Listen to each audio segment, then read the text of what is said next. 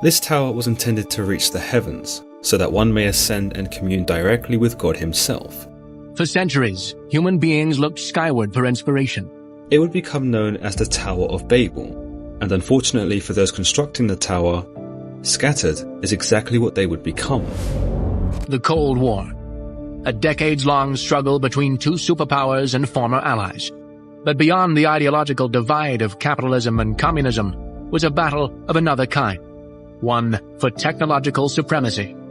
There is an arms race right now. It's an AI arms race because this knowledge is power, and some people are going to use that power for military development. So even if they know that it would be better to slow down, to invest more in safety, to be careful about this or that potential development, they are constantly afraid that if we slow down and they don't slow down, they will take over the world. Kind of an inability to really confront those consequences led to a totally preventable societal catastrophe.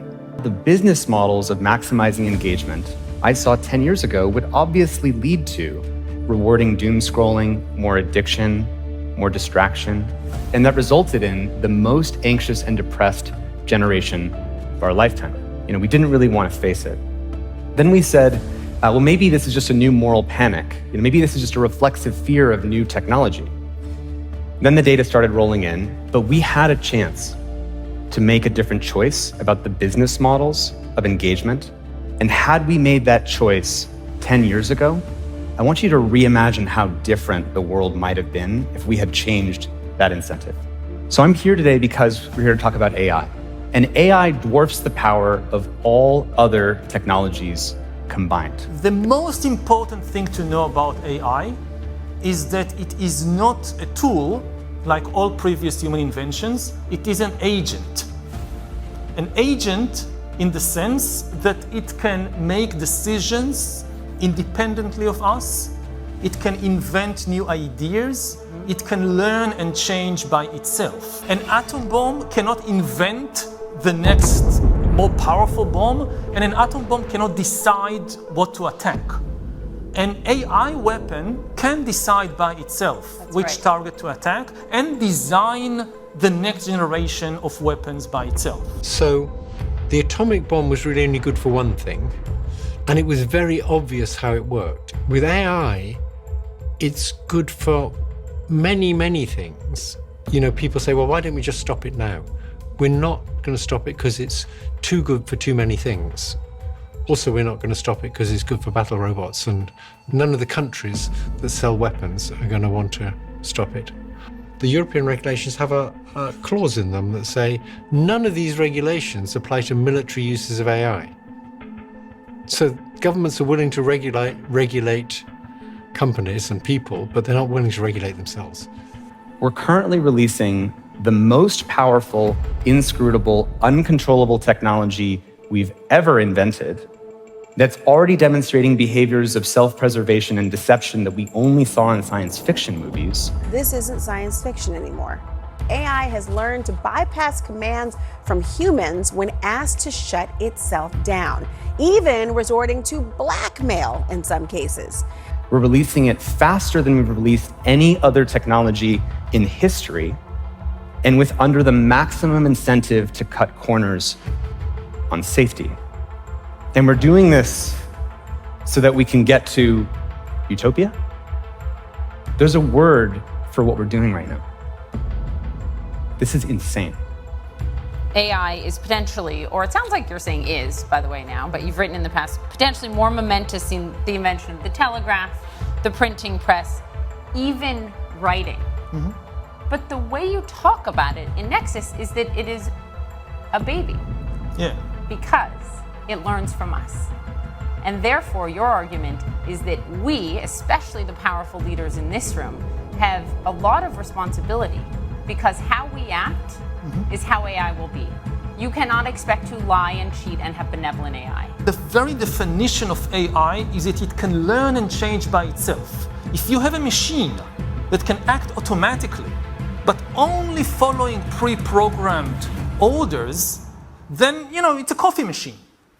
It can do something automatically, produce coffee, but it cannot decide or invent anything by itself. It's not an AI. The other even bigger problem, that we can think about AI, like you said, like a baby or a child. They are independent agents. They might eventually do something which will surprise you and even horrify you.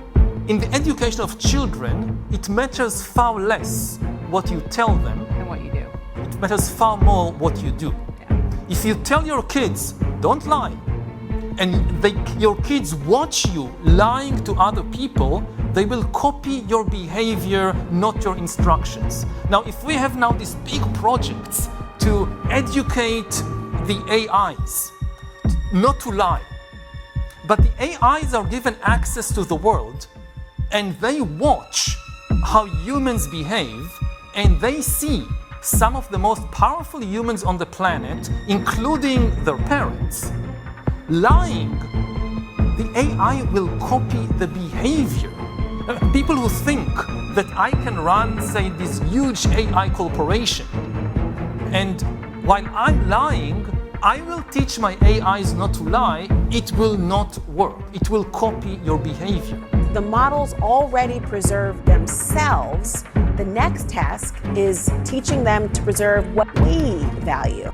They are, in fact, blackmailing people and threatening to reveal fictitious affairs that AI company employees they think are having.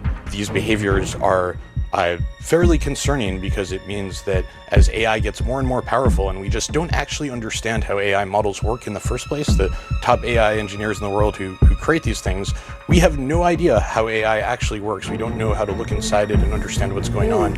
And so it's getting a lot more powerful, and we need to be fairly concerned that behaviors like this may get way worse.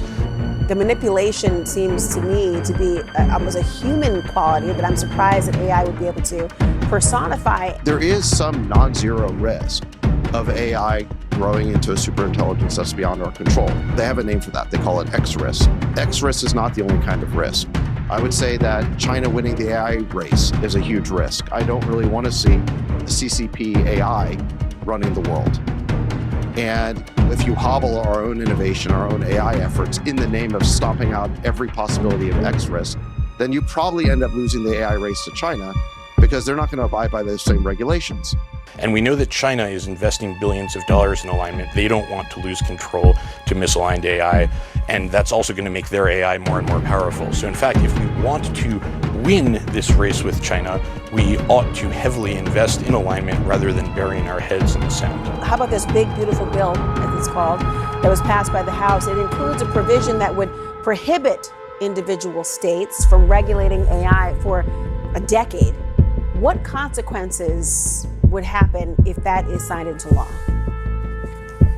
It would mean that there ought to be great federal policy about AI and make sure that we wind up making the right decisions here in the long run and win the race.